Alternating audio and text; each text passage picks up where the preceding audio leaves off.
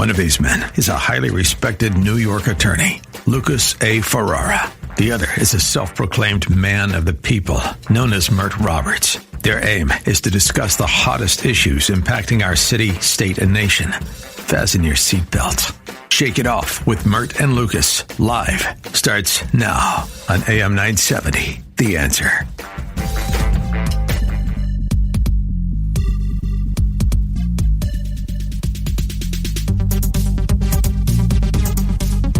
Hey Alex, what's the name of that song, my friend? All right, Lucas, for hour two, this is Street Fight by DS Technician.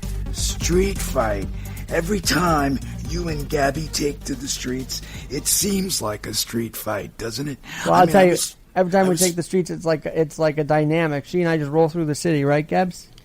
Absolutely. I was following you on Instagram, or I do follow you on Instagram. What is your Instagram tag address again, Alex? For me, it's AlexGNYC1, and for Gabby, it's BellaGMP26. Yes. So I was following you on Instagram, and you were recording yourself making some sort of commentary, because Alex has a great podcast, by the way. It's one called One Leg Up with Alex Garrett. It's a 5-star rated podcast, and you were almost hit by a taxi cab. Tell our listeners what was going on there. All right, so this is the final day of the regular season for baseball, and I want to get that report out, why people should care about that day, game 162 for the Yankees. And I'm in the taxi line recording the stand-up, and all of a sudden the taxi's coming toward me, and I'm like, he's not going to keep going, is he? Now, keep in mind, I had to have one leg and a rollerblade, and you would think the guy would stop. What? I know he went a little slower than normal, but it just was freaking me out because he kept going, even when I looked at him. Wait a minute, you were in a taxi line? I was standing there inadvertently doing a report. See, look, you inadvertently disrupting this guy's business. He's got to make a living. But you know what? You're That inadvertence is not an excuse to kill Alex. Although we could have made a couple of bucks, Gabby, had something happened. If you catch my drift. We could have. Yeah, it would have been interesting. But the man got to get a fare. He's got to compete with Uber Eats and all this Ubers and all this Lyfts, and you're standing in front of the man trying to make a pickup, man. That's why he was going to run you over. This is New York City, man. You should know that. Look at this, Alex. He's trying to make you the bad guy because you were standing in a taxi lane. I've never been known for my spatial awareness, so I guess there's that. Well, every October we observe National Disability Employment Month, and it's a time to recognize the contributions of workers with disabilities and to focus on making more inclusive workplaces. Did you know, Mert, that 70 million Americans live with some form of disability, and about 29% of our population employment isn't just a paycheck, it's dignity, independence, and visibility. 70 million disabled people. Now, according to the CDC, the sixth most reported types of disabilities, and guys, chime in. The first one's cognitive disabilities, which includes difficulty concentrating, remembering, or making decisions. It's often associated with traumatic brain injury, dementia, or developmental disorders. There are mobility disabilities, that include difficulty walking, climbing stairs, that could result from arthritis, spinal cord injuries, neurological conditions. And this is by no means exhaustive, but I'm just giving the listeners a feel. There are hearing disabilities that includes serious difficulty hearing, even with hearing aids. It includes partial. Well, that's you. Yeah, thanks. Oh my goodness, vision disabilities that includes. I wear glasses. That's me. Yeah, me too, because I wear glasses too, and you can't hear. Includes blindness or low vision. And two more, self-care disabilities that include difficulty dressing, bathing. It's often linked to physical impairments or age-related decline. And number 6, independent living disabilities. That includes difficulty doing errands alone, such as visiting a doctor or shopping. Now, Lucas. Yes. The thing I want to ask, because I'm going to put, we got 2 people who are disabled on the panel right now. I'm going to put them on the spot with I'm going to put them on the spot. No, I think they're proud of who they are, but I want to put this out there. I want y'all to answer this because I'm going to ask a real question right here. When people speak about disabilities and they label you as disabled, how does that honestly make you feel? Because a lot of people would say, hey, I'm a person just like you. have a problem with people calling you disabled, or do you take pride in it? Or has that been a journey over time getting to that point? Well, as you know, Mert, I have been reluctant to do the one leg up moniker because I just never wanted to be defined by that. So it did take a journey for me to lean into it, if you will, and make a brand out of it. So I get what you're saying. What about you, Gabby? Well, I'm the one who encouraged you to do that. But Gabby, what about you, Gabby? What do you think about what I just asked? The way I think of it is it's part of me, but it doesn't make me who I am. It's just a facet, and I'm a multifaceted individual. Amen. So like when you hear people have these type of discussions, Gabby, does it make you uncomfortable, or do you, like, where does your mind go when people start to focus on disabilities and stuff like that? Do you feel like, oh, we're finally being paid attention to, or does it feel like it's kind of undermining and lowering you as a person? I don't think it should be specifically based on the disability. As I said, it's just a part of it all. But I feel like once disability is brought into the conversation, a lot of the time the disabled individual is pigeonholed because of their disability. Interesting. And you have experiences where you've dealt with that type of stuff. Can you talk about it? Because a lot of people don't get to ask disabled people these questions. I don't even feel comfortable saying you're disabled. You can ask any kind of questions you want. I don't mind ever having a conversation. I would rather that than people walk in ignorance because they just don't, fill themselves with knowledge. So it doesn't bother me. You were talking about people saying something about you. Can you speak about that? What do people say to you when they, this is something that's very nasty, what people said to you? Like, what's that? You were talking about it before the show. Well, when I'm in public, sometimes people point and stare, and I have random people walk up to me and tell me that I'm demon spawn, and that's why I'm disabled, because anybody with a good, kind spirit and a clean heart wouldn't be born this way, and I should be ashamed of myself. Seriously? Now, for some context for the listeners that may be joining for the first time, Gabby is in a power wheelchair, and that's how she motors around the city, and I'm on crutches and one leg and a rollerblade. That's kind of, I want to set the scene for people. And people say that you're possessed or you have a bad spirit. I'm sorry. I've had several people tell me that I should try getting an exorcism. Seriously? Yes, seriously. Really? It's quite insane. Where is this at? They mean that they have the best of intentions. It can be anywhere. It's not a specific place or a certain group of people. It can be in the middle of a mall, in the middle of a restaurant, Penn Station, Grand Central Station. Doesn't matter. It can be literally in the middle of the street. Gabs, tell them the story of what happened when someone literally tried to take your cell phone from you because they saw, oh, here's a disabled woman sitting here. What happened? Well, honestly, they must have thought I was an easy target. They tried to grab my phone, and I ran over their foot. I hope you disabled them. I hope so, too. But that's disgusting, Gabby. So what do you say to people what is your response to someone that says insensitive remark Honestly, like that? I try not to respond because I don't like any negative connotations, and I really try not to deal with ignorance. Now, it's different if someone comes up to me and asks me a question, but if you're going to insult me, that's a different story. But they live in ignorance if you don't correct them. Well, I say things like, this is the way I was born, it doesn't make me who I am, and if you don't understand the situation, ask a question instead of assuming that you know better. Now, here's something interesting, because Gabby wanted me to point this out. I've had to learn that her disability doesn't define herself, because I'm often worried, if things aren't about her health and all that, and she's like, well, I'm a strong woman, and I have to go with that, because sometimes I do think of her, I hate to say the word as disabled, but I think of her as a little fragile, and I have to remember she's a very strong woman at the end of the day. He's calling you fragile, Gabby. Is that okay? I say if I'm fragile like a bomb. So, amen. Well, you know what? I believe that because Gabby really thinks she can beat me in an arm wrestling contest, and I'd smoke Gabby in an arm wrestling contest. I don't believe that for a minute. She doesn't want to have that contest with me. Since the age of 3. So she's really changed my view on her abilities, and I'm very proud every time I see her get to that next level in her independence and all that.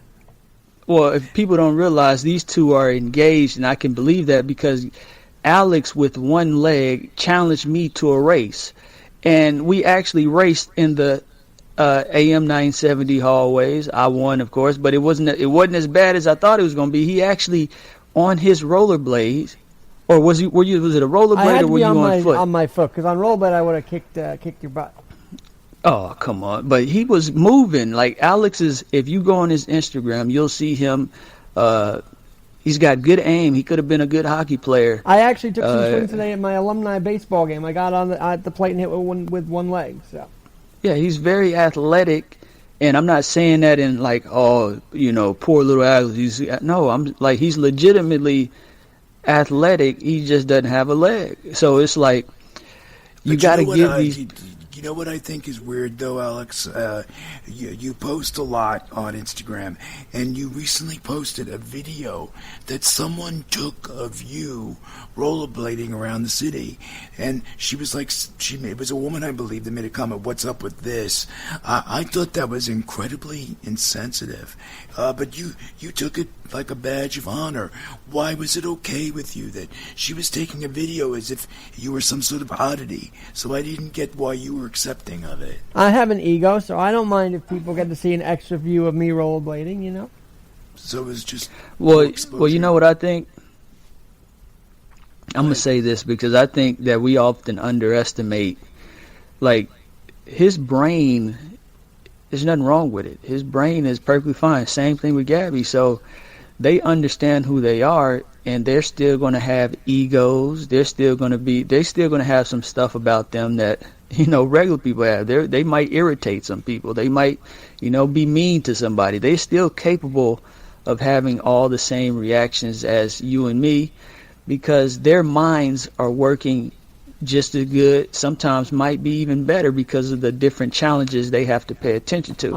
I'm so glad you mentioned that because I feel like people who look on the outside, the disabled community, say, "Oh, what a nice group of innocent kids." Then when you go inside a place like the Viscardi School, you see how dynamic, how unique all of us are with our disabilities. I mean, we use them to our advantage if you think about it. Well, what about this? According to a 2025 annual disability statistics collection, only 37.8% of working-age people with disabilities are employed. That's compared to 77.1% of those without a disability. That's disgraceful. Disabled workers earn 69 cents for every dollar earned by their non-disabled peers. So they earn less. The unemployment rate for disabled Americans is twice that of the general population. And over 50%, and I want your reaction to this, guys, of disabled employees report experiencing discrimination or exclusion at work. These numbers aren't just disappointing, they're a disgrace. We clearly need to do more. Gabby, have you seen exclusionary conduct when it comes to employment? Yes, I most certainly have, especially due to my circumstances. Because I have aid services, it makes it very difficult for me to get a job and make a certain amount in order not to lose my aid services. And then people most of the time automatically assume, especially someone in my position, that I'm mentally challenged. So when I open my mouth and can speak eloquently, it often stuns people. Yeah, that was my point when I was talking about earlier, how because you have to see the world a certain way, you might be more intelligent than certain people. Because just think about when you go into the subway versus when I get on the subway. The challenges, some of the things you might notice. Just think about how the weather, all this type of stuff plays a huge role, just how you view the world. So while I can understand... Go ahead, for those Alex. who see Gabby in the power chair and say, "Oh my God, she's in power chair, this and the other," do you know she's a writer? Tell her about the writing experience that you had. Yeah, I used to write for my local Port Washington newspaper. I did it for about 4 years. It was a very eye-opening experience. I also used to write for the Girl Scouts magazine, so I like putting my thoughts and opinions out there for sure, to just make people hopefully become more open-minded. Amen. And let's be frank, the hurdles aren't just at the workplace. Healthcare is also problematic. No, Gabby? Absolutely. It's extremely difficult when it comes to healthcare, doctors, things of that nature. It's quite mind-blowing, especially being that it's almost 2026. It stuns me still. Well, despite the passage of the Americans with Disabilities Act, which was 3 decades ago, many healthcare facilities remain physically inaccessible. Has that been your experience, Gabby? Yeah, well, exactly, because people automatically assume just because there's a ramp, it makes the whole building or venue per se accessible, and it most certainly does not. And what about bathrooms? Do you still find they're missing grab bars or wide doorways? You still see those problems too? Yes, certainly. And the other thing is most people don't take into account that just because a manual chair may or may not be able to fit in a doorway, it doesn't mean a power chair would. So there's still a lot of problems, even with healthcare providers. Have you found some healthcare providers to be ignorant or not sensitive to the needs of the disabled? Because that's been widely reported as well. Sadly, yes, I've found several healthcare providers to think that way. I'm I'd like to add, experiencing that right now. Good, so, yeah, that's unfortunate. Go ahead, Mert. Go ahead. I would like to ask Alex, when they find out you like Trump, do you get treated differently? Like, do people, when you say, hey, I like Trump, do Democrats look at you differently?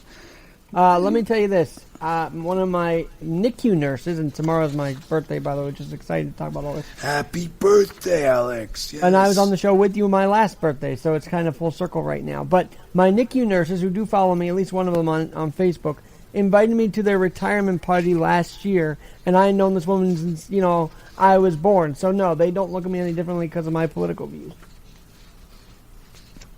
Well, we're wrapping up, unfortunately, but I think that healthcare facilities and workplaces, the world in general, needs to be more inclusive and more sensitive to the needs of those with challenges. I mean, look, society has yet to fully embrace inclusion. Don't you agree?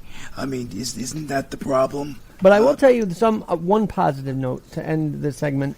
I did a deep dive, and the Department of Labor does say that as of August 2025, there was a 2% uptick in hiring of people with disabilities. That's how I let off the disability employment. So that's a positive sign, but 2% is such a small percentage. I know. We can get that number over 50%. I believe it. Yeah, we can do better. And those statistics are clear. The stories are compelling. The solutions are all within reach. So let us summon the will to make change. Let us be the generation that refuses to look away, that chooses justice over convenience, and that builds a world where accessibility is not an afterthought, but a foundation. Because, my friends, dignity delayed is dignity denied. And every moment we hesitate, another voice is silenced. Another life is sidelined. The time to act is not later, because for millions, later never comes. So let's rise, not with empty promises, but with policy, purpose, and persistence. Let us demand accessibility, not as a favor, but as a right. And let us build systems that see, hear, and serve everybody. Well, this is Lucas Ferrara. You're listening to Shake It Off with Mert and Lucas Live. That was Alex Garrett, who is a 5-star rated podcast. You've heard from the great Mertinator, Mert Roberts, my co-host, and you've heard from none other than Gabby Pisani. Absolutely amazing. Ashley Ferrante's working master control. When we come back, we have a special guest. Her name is Samantha Itas. She's got an upcoming documentary, Primal Fear, Jews Under Siege. So don't go away. Me, Mert, Alex, Gabby, Samantha, all of us will be here right after these messages. Nowadays, when a lot of food is good and expensive, Michael's of Brooklyn is something that's just plain good. And if you want the best homemade Italian food, then you must get to Michael's of Brooklyn, Avenue R off Nostrand Avenue. Say hello to Fred and tell him Kevin McCullough sent you here to eat fantastic fresh pasta. And if you can't get to Michael's of Brooklyn, then how about joining the Sauce of the Month Club? You get a different jar of Michael's of Brooklyn pasta sauce and homemade pasta and biscotti each month for 6 months. Each month receive exquisite sauces ranging from arrabbiata to puttanesca and, of course, the fresh marinara. They're family-owned and operated, and I can attest to the authenticity of every one of their recipes. That's why it's stacked in my pantry. Everything is made completely from scratch. Even the sauce they sell in the grocery stores nationwide. They make it right there at Michael's of Brooklyn. So visit michaelsofbrooklyn.com and join the Sauce of the Month Club. That's michaelsofbrooklyn.com or call 718-998-7851. Michael's of Brooklyn, serving the community since 1964. Over the last 30 years, Newman Ferrara, a New York City law firm, has evolved into a national practice focused on real estate, commercial, litigation, civil rights, class actions, and other complex litigation, representing many of the city's largest property owners, managing agents, and thousands of tenants. Newman Ferrara handles some of the nation's most significant class actions and civil rights matters. Newman Ferrara at 1250 Broadway in New York City. Go online to newmanferrara.com. That's newmanferrara.com. Listen to the firm's name partner, Lucas Ferrara, every Saturday at 10 a.m. on Dottie Herman's longest-running real estate radio program, Eye on Real Estate on AM 970. A real estate lawyer for 35 years, Lucas is a professor at New York Law School and is also a published author with books on real estate and New York's landlord-tenant law. Tune in Saturdays at 10 a.m. to hear Lucas's unique perspective and advice on Eye on Real Estate. You know, I love when we chat with Alex Kinsella from Route 22 Toyota, the general manager over there. Well, they tell us that they're offering some wicked good deals this Halloween season. He said they have a ton of new Toyota vehicles in stock and have sweet offerings on some of your favorite Toyota models, like the dynamic 2025 Toyota RAV4. Alex said the team over at Route 22 Toyota is making it easier than ever to treat yourself, as qualified buyers can drive home in a stylish RAV4 with available zero-down leases and low financing up to 60 months. If you're looking for a used car, Alex said there's no tricks and all treats over at Route 22 Toyota, as they got a huge selection of used vehicles, all makes and models starting at $11,000. But hurry, these wicked good deals disappear soon. So call 973-705-8905, 973-705-8905 to treat yourself to a new or used Toyota. Visit Route22Toyota.com for details. And remember to tell them Joe Piscopo sent me.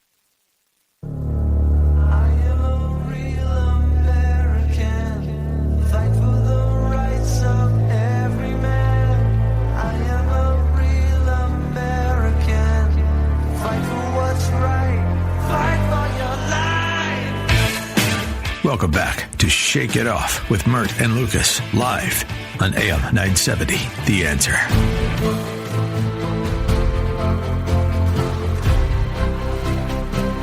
It sounds like we're about to go to war. What is the name of that song, my friend? All right, Lucas, that is Siege of Ancients by Charlie Vera. Appropriate, given our next guest. Samantha Itus is a best-selling author, Harvard MBA, and media personality whose career spans entrepreneurship, public speaking, and advocacy. She first gained national attention for her work on personal branding and work-life integration, helping professionals, especially women, navigate ambitious careers without sacrificing authenticity. Her books, including The Pie Life, reflect her commitment to empowering individuals. But in recent years, Samantha has emerged as a leading voice against anti-Semitism, especially in the wake of the October 7th Hamas attacks. Her upcoming documentary, Primal Fear, Jews Under Siege, explores the global surge in anti-Jewish sentiment and the disinformation campaigns that followed. Samantha's activism is deeply personal, rooted in her Jewish identity and belief in moral clarity during times of crisis. Whether on stage, in print, or behind the camera, she remains a fierce advocate for truth, equity, and the power of storytelling to drive drive change. Welcome to the program, Samantha. Thank you so much for having me. It's a pleasure. Now, I hear through the grapevine you're a big supporter of Comrade Mamdani, and you would like him to win the mayoralty. That's funny. That's funny. I'm here all week. No, but what's the problem with Mamdani? Come on, Samantha, this is your chance.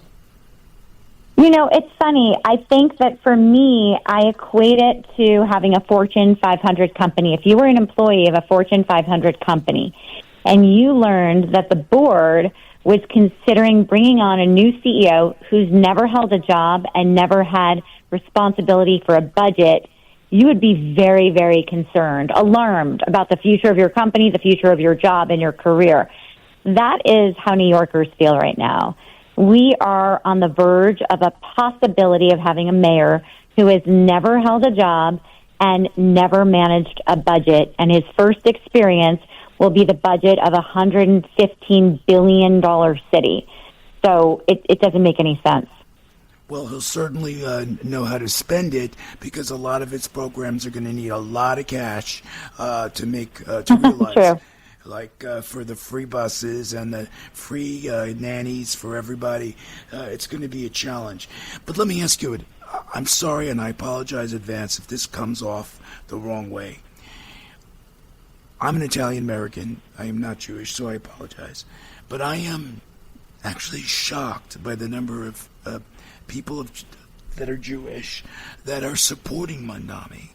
And I can't get my arms around it. What am I missing? Is it just my ignorance, or how can you support a man? Well, so first of all, when you really dig into the statistics, as I have, it looks like at most it's 15, maybe 20% of Jewish people who are voting for Mamdani. I think it's more likely 15 or below.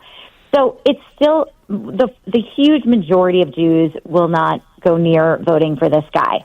I think that what happens in any election, and what you see, is that there's a lot of attention, of course, since he's so clearly a Jew hater. There's a lot of attention on the Jews that are voting for him. But it's almost like, I mean, look at World War II. There were all of those Jews that thought that if they were really, really, really nice to Hitler and the Nazis, that they would be spared, and they weren't. So I kind of equate it with that. When you look at someone like Brad Lander, who is obviously a failed candidate for mayor, who's just completely kissing Mamdani's ass, and you look at all of the people like that, or, some Park Slope synagogue, they do not speak for the majority of Jews. So I think that that's the wrong demographic to focus on. What also struck me, Mert, before we get to your question, what also struck me, Samantha, is immediately after the Hamas attacks on Israel, when people were posting pictures of those that were missing or those that died, you've had others that were removing the pictures. And we've been seeing over the last couple of years, a rise in anti-Semitism that I haven't seen in my entire lifetime. And I thought Israel was our friend. I thought our relationship was sacred.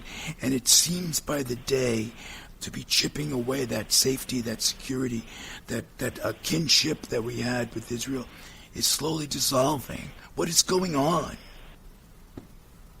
It's such a great question, but I think that unfortunately we know the answer, and it's a lot more sinister than we might imagine. So what we've uncovered is that there's been a more than 20-year propaganda campaign funded by Iran and Qatar to convince people, especially young people, about the movement called Free Palestine. And in reality, Free Palestine has nothing to do with freedom, but it's certainly a catchy phrase. And they're masters at propaganda and masters at messaging.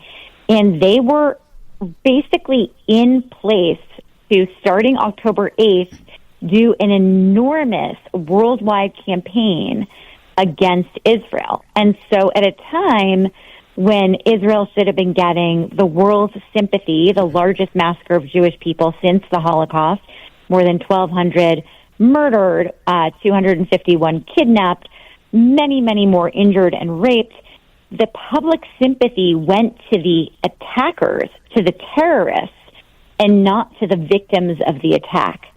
And that is simply because so much money was being spent sending messages that were untrue and false narratives about the Jews and about Israel on TikTok and all over. I mean, if you look at the encampments that were on these college campuses, they were all beautiful uniform tents that were funded by organizations that are funded by Iran and Qatar. So this was a very, very well-orchestrated and continues to be a well-orchestrated propaganda campaign that unfortunately has attacked our young people.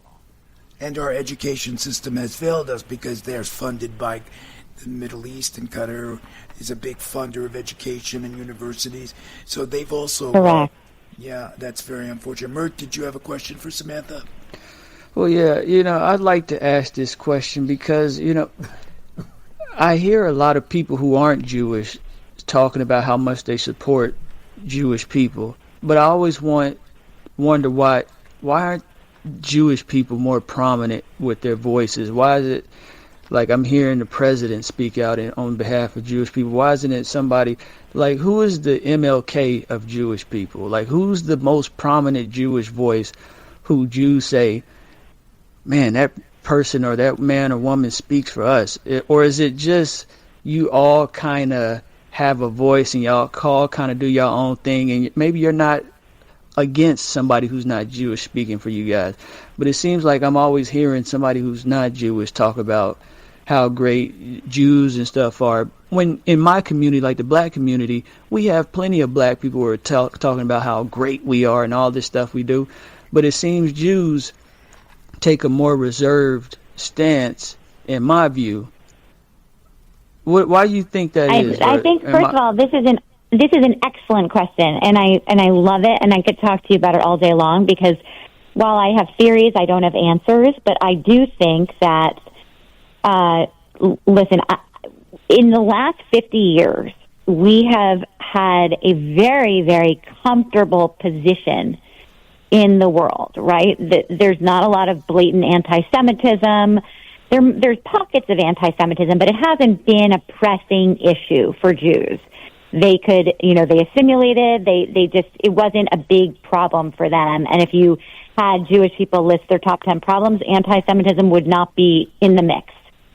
So I think that in many ways, Jews became very comfortable with their position and almost, listen, I look at my own kids. I have 3 teenagers, and they are all growing up in a world where they have experienced anti-Semitism at school, everywhere, and they are hit with it constantly. And so they have had to become strong. They've had to become warriors. They've had to have their talking points. They know how to argue about defending Jews. They know how to fight anti-Semitism. They know how to spot it.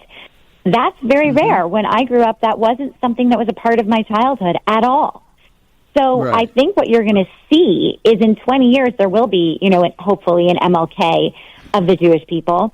Right now, I would call us a ragtag team of people who are out there as the spokespeople for the Jewish people. I'm one of them on social media, but there's people from all different fields that have had to sort of step into this one and become voices for the community. So, but I have to tell you, a lot of Jewish people don't feel that we have a lot of allies. They don't feel that we have enough voices that are non-Jewish speaking out for us.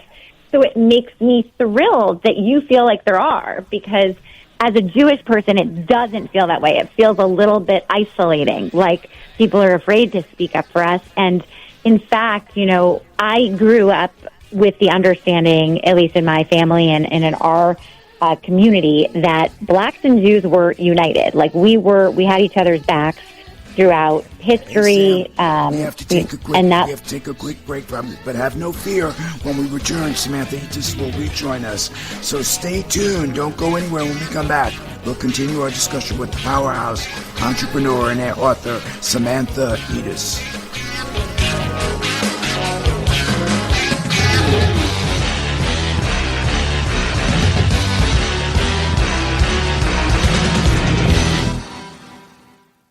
Unity Bank is dedicated to community-oriented banking and offers a full range of services, including business and personal accounts, business loans, and mortgages. Unity has locations throughout New Jersey and in Lehigh Valley, Pennsylvania, expanding its footprint to 21 retail locations.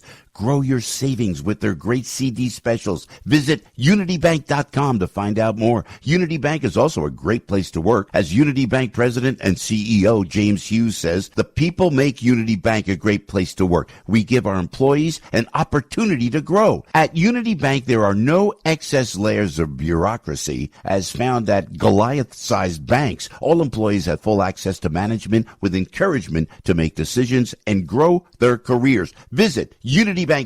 That's unitybank.com for current CD and savings specials. They are FDIC insured, an equal opportunity employer, and an equal housing lender. Unity Bank, growing with you. Over the last 30 years, Newman Ferrara, a New York City law firm, has evolved into a national practice focused on real estate, commercial, litigation, civil rights, class actions, and other complex litigation, representing many of the city's largest property owners, managing agents, and thousands of tenants. Newman Ferrara handles some of the nation's most significant class actions and civil rights matters. Newman Ferrara at 1250 Broadway in New York City. Go online to newmanferrara.com. That's newmanferrara.com. Listen to the firm's name partner, Lucas Ferrara, every Saturday at 10 a.m. on Dottie Herman's longest-running real estate radio program, Eye on Real Estate, on AM 970. A real estate lawyer for 35 years, Lucas is a professor at New York Law School and is also a published author with books on real estate and New York's landlord-tenant law. Tune in Saturdays at 10 a.m. to hear Lucas's unique perspective and advice on Eye on Real Estate. MyPillow is excited to announce they're having their biggest 3-in-1 sale ever with a limited edition product, a back-in-stock special, and an overstock deal you won't find anywhere else. My Slippers only $39.98. Any color, any style. Regular $149.98. Now only $39.98. That's $110 savings. Once they're gone for good. My Towels are finally back in stock, but not for long. Get a 6-piece My Towel set. Regular $69.98. Now only $39.98. And for the first time and only time ever, get their limited edition premium My Pillows made with Giza cotton and a designer gusset. Queens $17.98, Kings only $19.98. Also, for a limited time, when your order is over $100, you will receive free shipping plus $100 in free digital gifts. So go to mypillow.com or call 800-651-0798 and use the promo code Joe P. Use your promo code for the best offers ever. Quantities are extremely limited, so order now.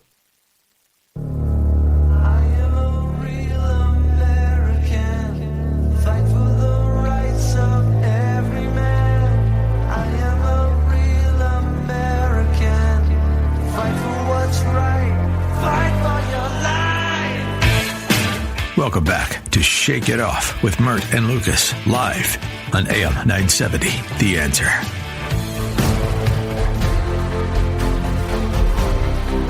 We have been speaking with Samantha Ellis, a best-selling author, Harvard MBA, and media personality whose career spans entrepreneurship, public speaking, and advocacy. She's got a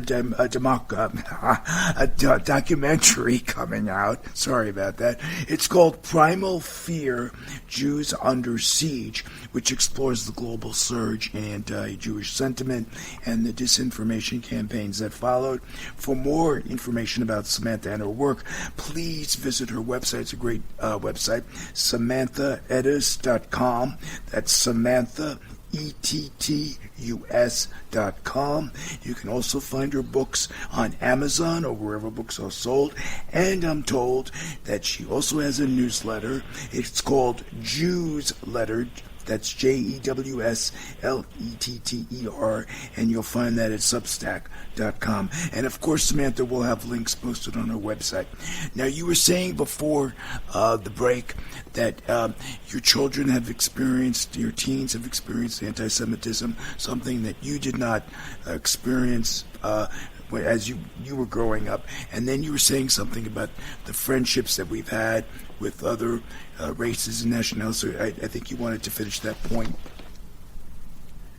Oh, yeah, just that I think that, I grew up in a time when my understanding was that blacks and Jews were completely united.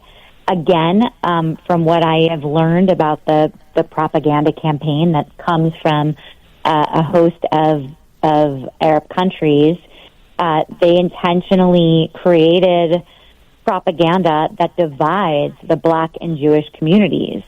And so for the first time in my lifetime, there's been this there's a rift between us as the Free Palestine group purports to, support anyone who's against oppressors, and the propaganda has put Jews in the oppressor category and people of color in the oppressed category. But ironically, Jews don't consider themselves white because we've always been people who throughout history have been oppressed and have suffered from anti-Semitism. Except for this last 50 years. Yeah. And that was going to be my next point, because you said something very interesting, how you said Jews have gotten relaxed, or however you put it. Because as a black man, if you don't have on the yarmulke as a white guy, I don't know you're Jewish, because I have a lot of friends that I play basketball with who are white guys, and they sound just like Christian white guys. And then I figure out what their name is. They tell me what their name is. Oh, you're not celebrating Christmas? Oh, no, I'm Jewish. So I'm thinking, how is this? How do you reconcile that with when you go over to Israel and all that stuff, and these are people who live in it on a day-to-day basis, where in America, I'm just going to be honest, if you don't have the yarmulke on or you don't come out and say that you're Jewish, I really can't tell a white guy who's Christian from a white guy who's Jewish. And I think when you tell black people, hey, the Jews are coming after you, they might not even realize their friend is Jewish because they never bring it up. Right. So it's like, I see how that can become an issue. So what do you think about what I just said there? I mean, I think that this is a good example of how deeply Jews have learned to assimilate and not brag, or not even brag, not wear their Jewish pride proudly. And I think since October 7th, you see a lot more Jews wearing Jewish stars and identifying themselves more vocally as Jewish people, because there are not that many of us. There's only 15 million of us thanks to the Holocaust. We would be over 30 million if the Holocaust hadn't happened. And so we're a small but mighty group, and I think people are learning that they have to wear their Judaism, a little more loudly and proudly. Because at the same time, there's a lot of forces against us. So, there's plenty of people, whereas you might not notice it on the basketball court, there is plenty of anti-Semitism that comes just from seeing a last name and, you know what? And hunches. Yeah. That's an excellent point, because our supervisor, I don't know why he wants me to put his name out there, but Matthew Sambolin, he's Jewish. And he's never said anything about him being Jewish until I seen the necklace on one day. I was like, wait a minute, what do you got? Why you got that necklace on? He's like, I'm Jewish. And this guy looks like a Puerto Rican. He looks Puerto Rican or whatever. And he's Jewish, and he's always saying Merry Christmas and stuff like that. And he's a Trump guy. So it's like, we don't usually link Jews with being conservative or being different ethnicities besides white. So, a lot of this is confusing to someone like me. That's why I'm glad you're here, because you can explain some of this stuff, because it's very confusing why I don't know a lot of people are Jewish, but now I'm starting to hear about them fighting for people in Israel, and I'm saying, oh, I didn't know the Jews felt like this, because they never talk about this when we're hanging out with each other. We're talking about regular stuff. I never hear this type of stuff. Well, and Matthew recently he wore his Jewish star after October 7th or before? No. This is like years ago. He just had it tucked years in. Ago. Okay, so he was ahead of the curve. Yeah. So one of the things that I think is important to note is that when you go to Israel, it certainly does not look like a country of whites. It looks like a melting pot. So a quarter of the population of Israel is Arab. It is a very, very diverse country. And Arabs in Israel are doctors and lawyers and they serve on the courts as judges, and they're completely integrated and embedded in daily life and society, and it's very peaceful there.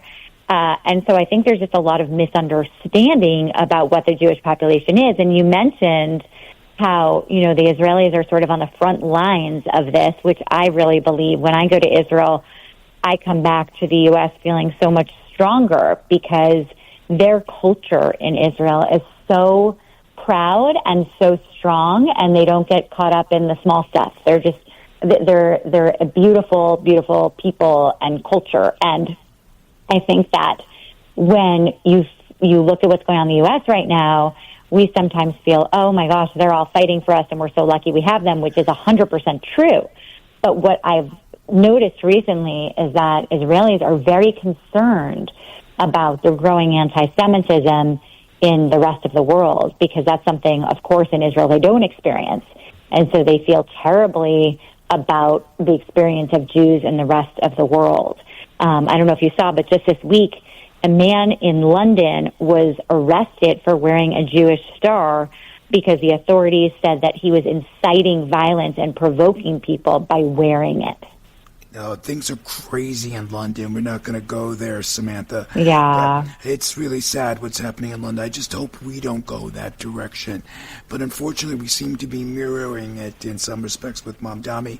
Now, Alex, our producer, Alex Garrett, has been very patient, Samantha. He wants to ask you a question before we end for the Well, firstly, I feel like to show my Jewish heritage has actually kicked up even more since October 7th. Are you finding that, and how do we encourage more to speak up? Because, as you say, I do feel like there's still this bit of silence that's there, and we need to get everybody awake and talk about how we have to stand up to the Jewish heritage and Jewish faith. I think that's so important, Alex. I mean, when I give speeches, I always try to encourage people in the audience to use their voices, and I say, the braver you are, the less brave I have to be, because we need many, many more people speaking up now that, there's anti-Semitism baked into the curriculum at K-12 schools, and it's on college campuses, and it's in workplaces. It really requires us to speak up about all of it. So when you see something in the curriculum that isn't right, you have to speak up to the teacher. It doesn't mean, like, for me, I do most of my activism on social media. So on Instagram is where I spend most of my day posting and keeping people up to date on what's going on in the Middle East and what's going on in the diaspora with the Jews and, the fight against anti-Semitism. But there's probably 20 of us who do that regularly on Instagram, but there's obviously 15 million Jews, and there's even more when you consider the allies. So we definitely need more voices, and I do believe that post-October 7th, so many more people are engaged and have had to wake up. And, the one positive thing about October 7th is that it kind of made us all wake up and realize that we couldn't rest or bask in the comfort we thought we had. Unfortunately, Sam, we've run out of time. What is your address on Instagram, very quickly? It's at Samantha Ettus, ETTUS. It was a pleasure having you on the program. Thanks for coming on. For more about Samantha and her work, check out her website, Samantha Ettus, at SamanthaEttus.com.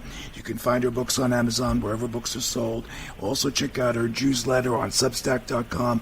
Of course, we'll have links posted on her website, Shake It Off Live.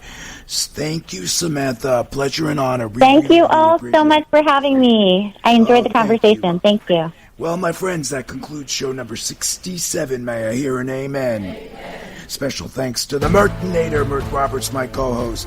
67 amazing episodes. Ashley Ferranti, Alex Garrett, Gabby Passanti, to everybody at AM 970. Thank you. We couldn't do it without you. Check out my movies. Don't have time to talk about it. And check out Christina Cates' Culinary Confidential. It's up next. Join us next week. More guests. Same time, same place. Ciao, ciao.